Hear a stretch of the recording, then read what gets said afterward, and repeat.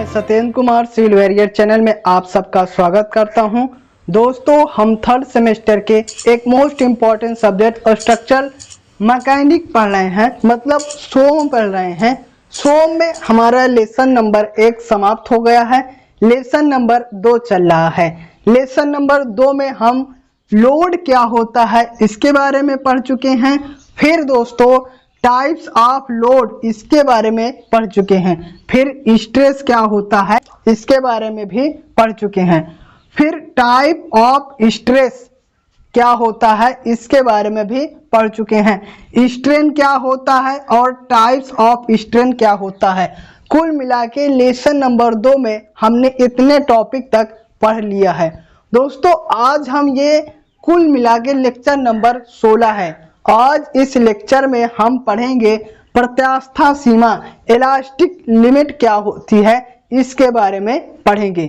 तो दोस्तों, हम लेसन नंबर 1 में प्रत्यास्था की परिभाषा पढ़े थे कि किसी वस्तु पर जब बाह्य बल लगाया जाता है तो वस्तु के शेप एंड साइज में परिवर्तन हो जाता है, लेकिन जब हम वस्तु पर बाह्य बल हटा लेते हैं तो वह पुनः अपने प्रारंभिक शेप एंड साइज में आ जाता है।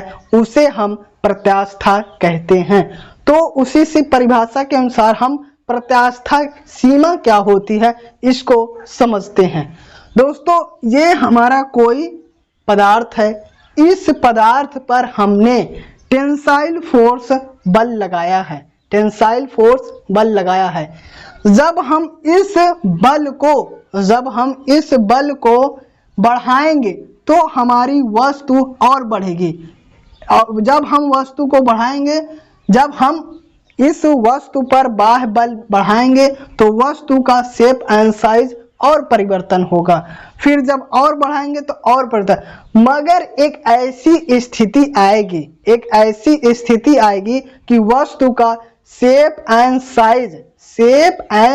साइज अपनी प्रारंभिक अवस्था तक आएगा, मगर एक ऐसी अवस्था आएगी जिसके बाद बल लगाने के बाद हमारी वस्तु प्रारंभिक अवस्था में नहीं आएगी। तो वह अधिकतम बल, मतलब जहां तक बल लगाएंगे कि वस्तु हमारी प्रत्यास्थ रहे, मतलब अपनी प्रारंभिक अवस्था तक आ जाए, उस बल को हम अधिकतम प्रत्यास्था सीमा इलास्टिक लिमिट कहते हैं। तो एक बार परिभाषा से समझते हैं। वह अधिकतम बल या फिर प्रतिबल, क्या दोस्तों बल है इसमें, वह अधिकतम बल या फिर प्रतिबल जिस पर कोई वस्तु पूर्ण प्रत्यास्थ रहती है। इंपॉर्टेंट, पूर्ण प्रत्यास्थ रहती है, मतलब वहां तक वस्तु हमारी शेप एंड साइज अपनी प्रारंभिक अवस्था तक आ जाएगी। पूर्ण प्रत्यास्थ रहती है अर्थात बल हटा देने पर पुनः वास्तविक रूप व आकार में वापस आ जाती है पदार्थ की प्रत्यास्था सीमा इलास्टिक लिमिट कहते हैं। तो इलास्टिक लिमिट क्या होती है, वह अधिकतम बल या फिर प्रतिबल जिस पर कोई वस्तु पूर्ण प्रत्यास्थ मतलब कि बल हटा लें तो अपनी वास्तविक रूप व आकार में आ जाती है, उसे हम पदार्थ की प्रत्यास्था की सीमा कहते हैं, मतलब इलास्टिक लिमिट कहते हैं।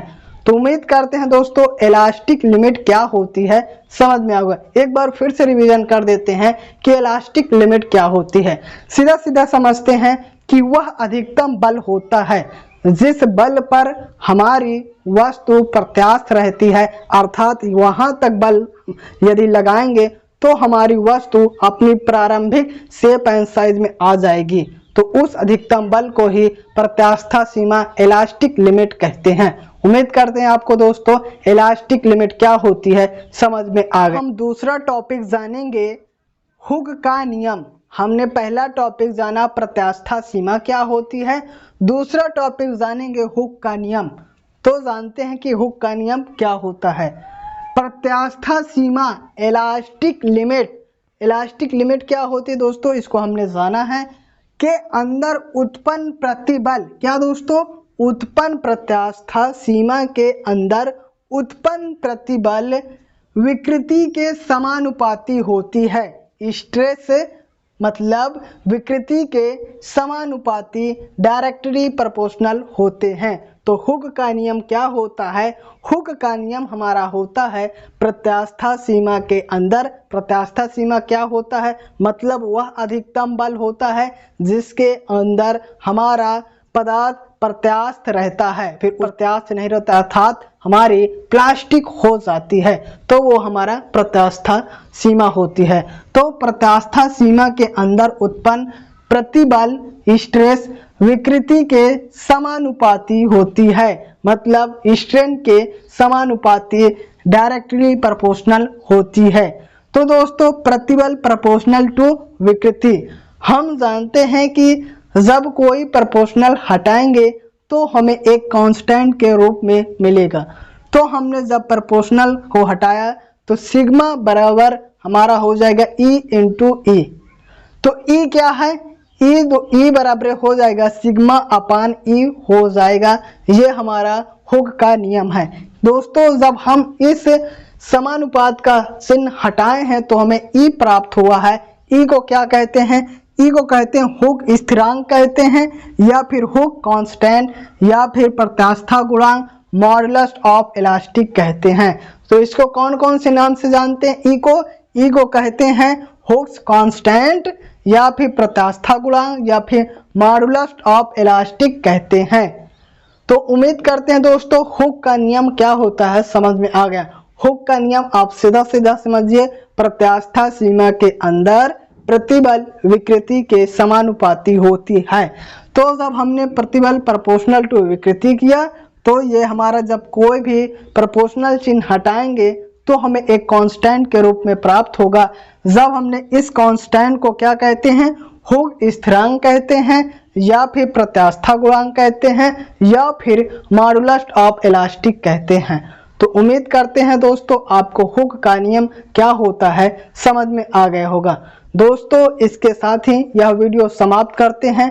इस वीडियो में हमने दो टॉपिक जाना। सबसे पहले इलास्टिक लिमिट मतलब प्रत्यास्था सीमा क्या होता है, फिर दूसरा टॉपिक हमने जाना हुक्स का नियम क्या होता है।